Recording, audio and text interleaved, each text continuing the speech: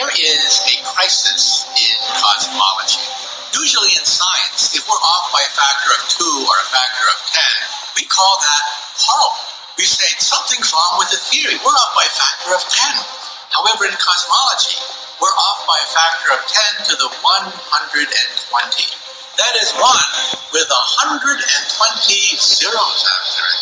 This is the largest mismatch between theory and experiment in the history of science. Now, to me, I say that if you're wrong at the base level, at your foundations, then it's going to progressively get worse. So if they have the shape of the earth wrong, or even the motions of the earth, or the sun misdiagnosed, then it's going to progressively get worse. If its foundations are faulty, it's going to, by the time you get out to galaxies and beyond, you're going to be off by orders of magnitude, like we are. And I think, that he would probably be referring to the vacuum energy or what, I'm not going to act like 100% understand, but, put a little common sense into it. If they're off by that much, something's god awful wrong. And 120, 10 to the 120th, Methuselah could have started counting when he was a baby. And we could keep on counting all the way up till now. And our great, triple great grandkids could keep counting and never get 100th of the way to a number like that. It's inconceivable, pretty much. If they didn't, write it the way they do, the reason they write it the way they do. It's just a massive number, pretty much hard to comprehend in reality. But I put together what I consider good evidence of our paradigm needing some help.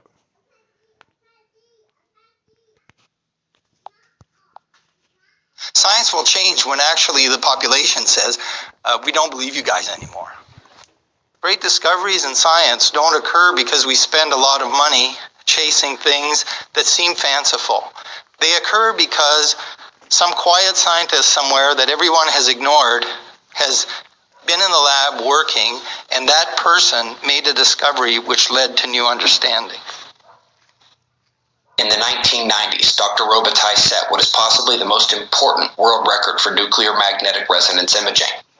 When they said the power required to use 8 Tesla magnets to improve cranial MRIs would pose a major electromagnetic risk to the patients, he showed that they were wrong.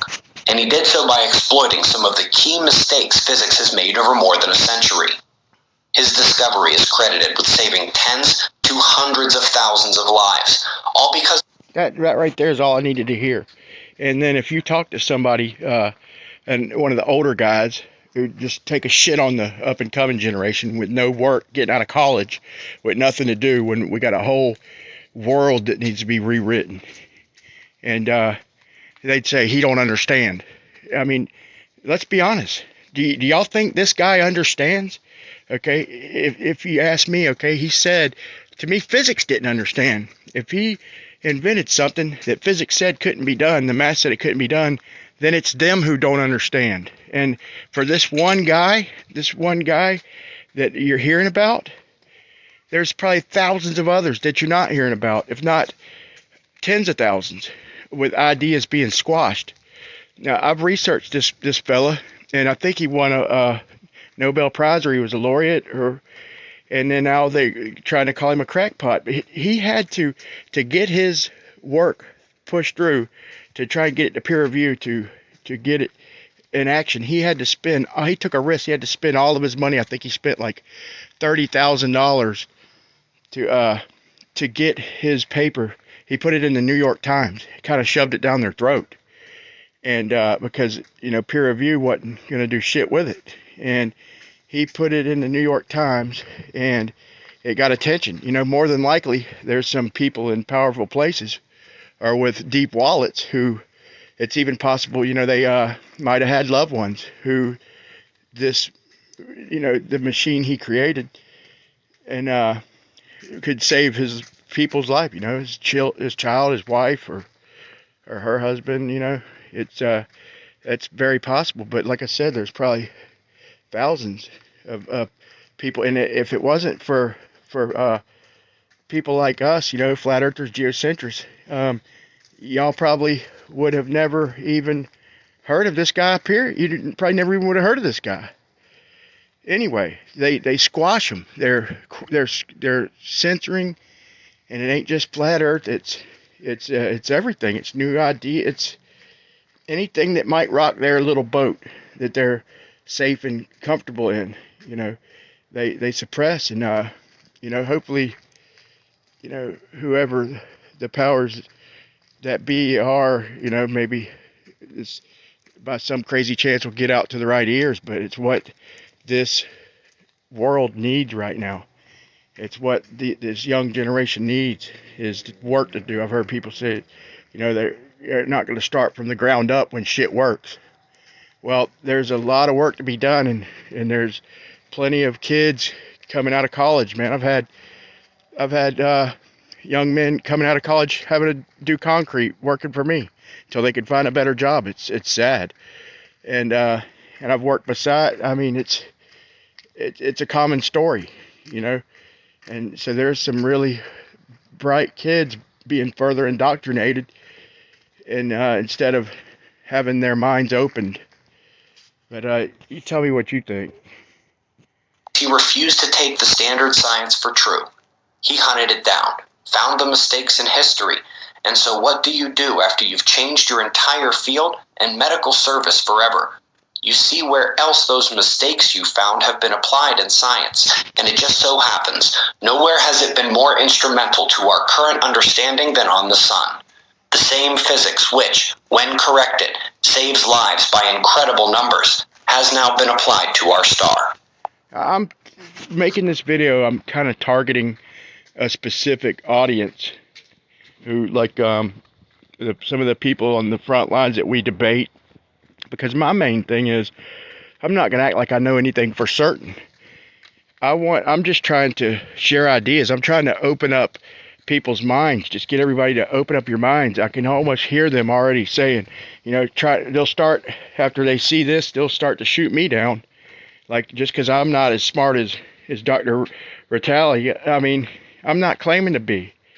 I just got, good ideas here and there, but I've got, a good imagination, basically, and I can, put together ideas. I've come up with a few things on my own, and I'm just trying to open up minds.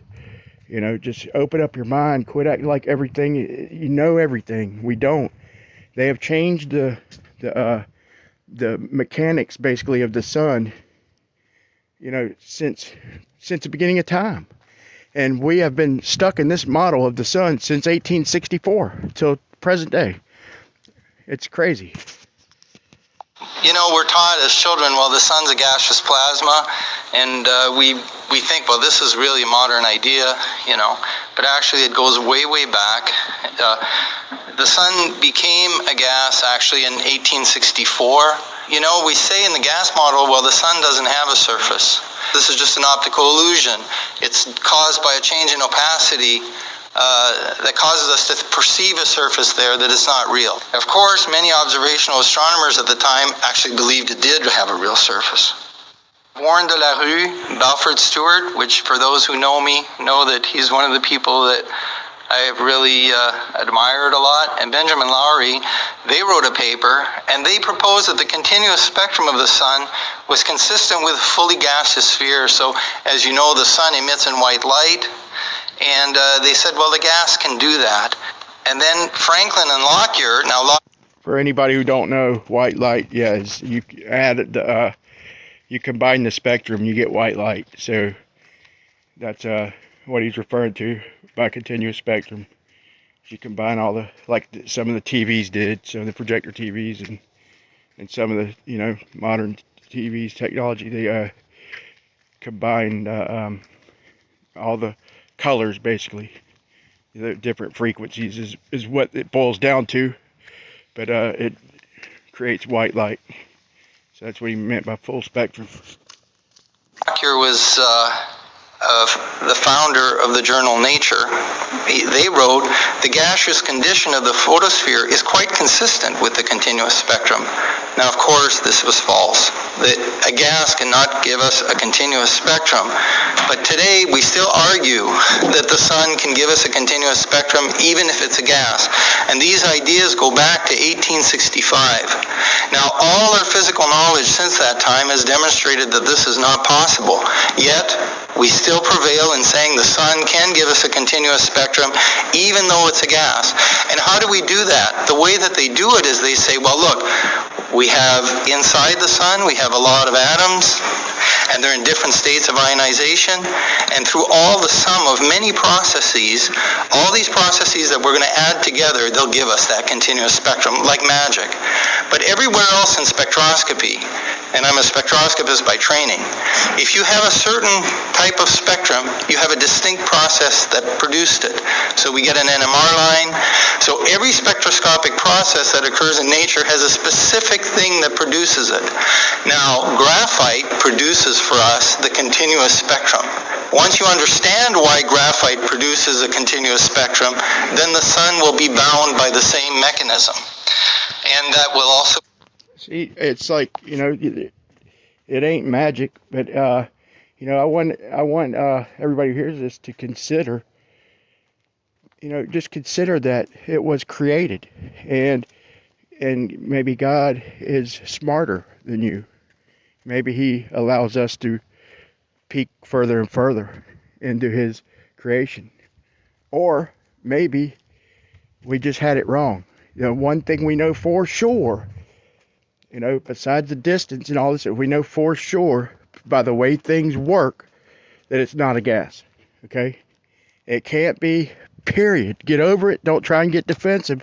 Just deal with it, and let's move on, and let's discuss possibilities. To me, it's fun to speculating on things, and I don't know. I hate to hear. I can almost hear him saying, oh, he don't understand. He don't understand.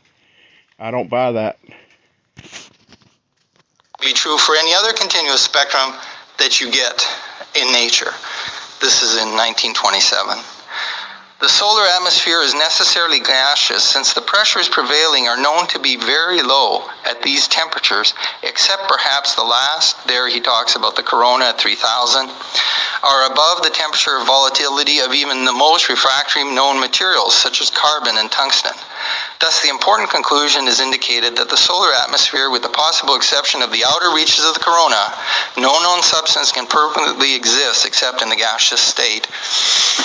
And, of course, this is because we have critical temperatures, and it was known that the critical temperature of even hydrogen is extremely low. I think it's like 33 Kelvin. And, of course, when these people wrote this, they didn't realize that metallic hydrogen would exist, and that will have a different critical temperature, and so it could be a liquid at much higher temperatures and pressures.